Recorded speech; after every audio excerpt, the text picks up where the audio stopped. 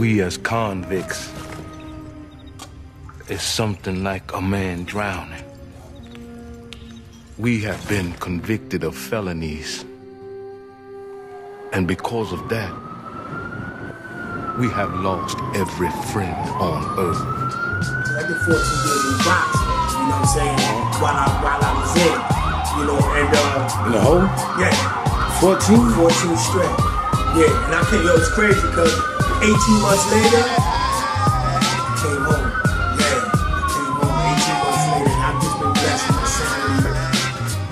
And as the record reflects, I was at the forefront of it. I organized it, you know what I'm saying?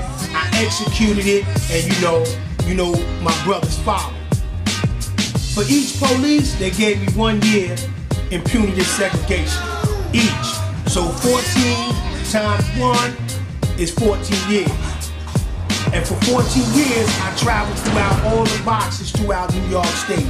The infamous Southport, Attica, Comstock, Green Haven, Chewonga, Auburn, Clinton.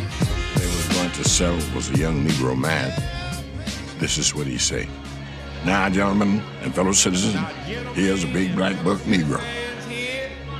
This is a big black buck Negro.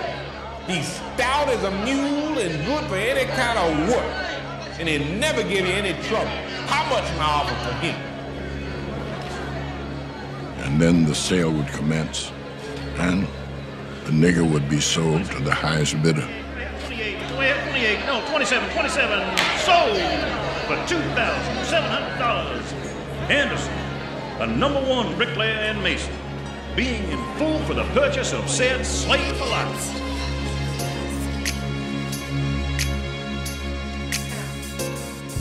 And man, I mean, I got so many other things, but I'm just ripping from off the top of my head, man. But I want to say, man, to all the brothers, you know what I'm saying, in the South, whether you're in the penitentiary, you're in the industry, you know, in the West, whether you're in the penitentiary, the industry, because it always works inside out.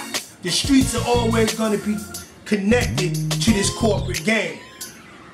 You know, whether you're from the Southwest or even the North, we have to understand, you know, the economics. When I say economics, there's a book by Kwanzaa Kajufu called Black Economics, where he details, you know, what we should do as a people to control our own destiny. Many of us don't understand that because we have more multi-millionaires than we ever had in the history of this country, and we're still in the same state that we were, worse than when it was segregation. Why is that? With the black dollar, we make everyone, but not ourselves. Our communities are still impoverished. You know, we're killing each other at an all-time high. You know what I mean?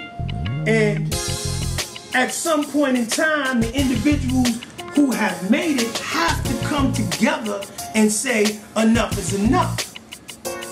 And we have the money and the resources to do this. And I'm talking about throughout the United States. We have to create a platform, man, where brothers could consistently affect the black communities throughout this country, man. And I know me, I'm willing. And I don't have no money, but you know something, I have wealth of heart.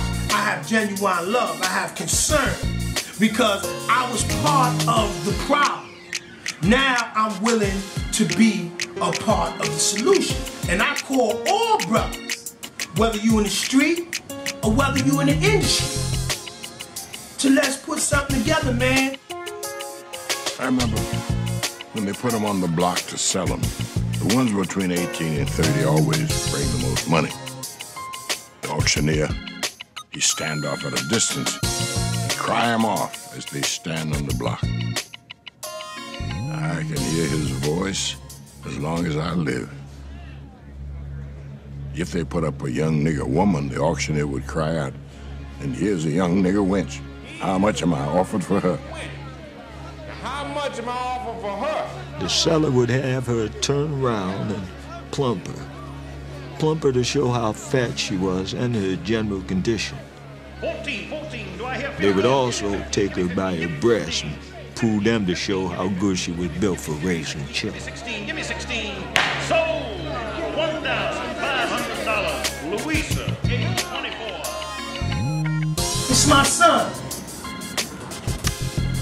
Man, I do everything within my power, even when me and his mother is not getting along.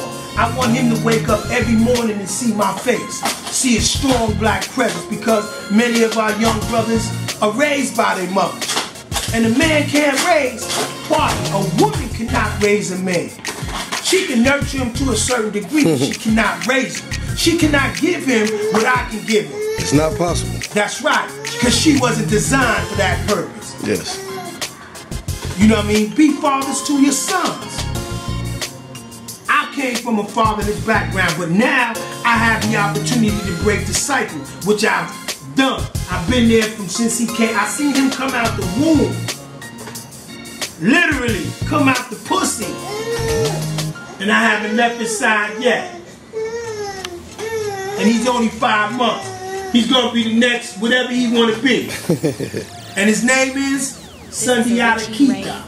He was named after the great king of Mali, because he's at war. So brothers, man, and sisters, you know, we have to step up to the plate. Stop giving ourselves excuses and explanations of why we can't do it, because it starts with you. You know, and on that note, I'ma say peace, man. You know what I mean? Blood up. You know what I'm saying? One love. B.O. That's right, man. Out. Original blood brother. We do this shout out. B.O. right here. BK. You know what it is, Mad baby. Dog Bloods all day. Watatalk. You heard it first. Out. Mr. President, I have a brother about 14 years old. A man hired him from me and I heard of him no more. He went and sold him to McGree and they's been working him in prison for 12 months. I asked him to let me have him, but he won't let him go.